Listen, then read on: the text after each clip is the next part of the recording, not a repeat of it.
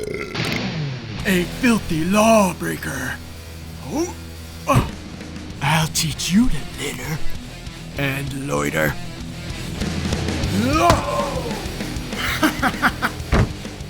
Buddy, I think you're garbage, but this is art. Thanks, Casey. Today, I'll show you how to make these miniatures yourself. As always, the link to this template and my shop are in the description below. And don't forget to subscribe to keep up to date with everything miniature.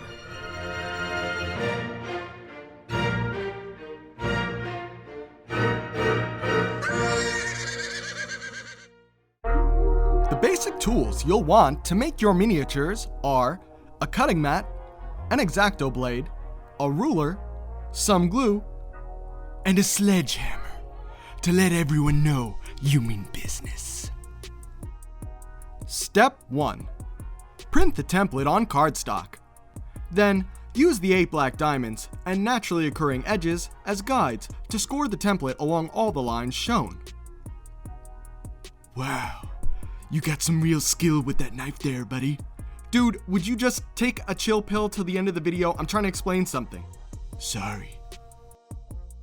Once you've scored the template, you can begin cutting it out. Freehand is best for the detail work, in particular when cutting the slit and tab, which will help us close the box at the end of the video.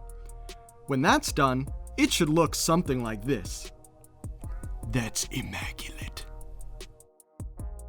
Step 2. Pre-fold the template along all the scored lines. I recommend putting it together before gluing it to get a feel for how it works.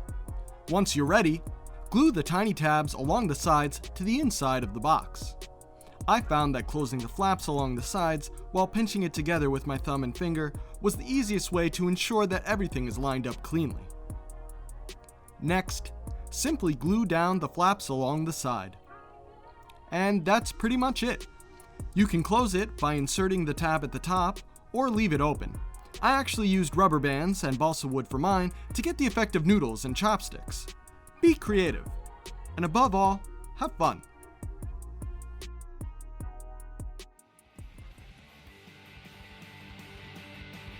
Whoa. Come on, punk. Make my day. Cowabunga, dude! Why would you do that? I thought it was pretty clear I was going to kill him. Chill out, bro. Hop on! Come on, turtles. Let's go find us some troublemakers.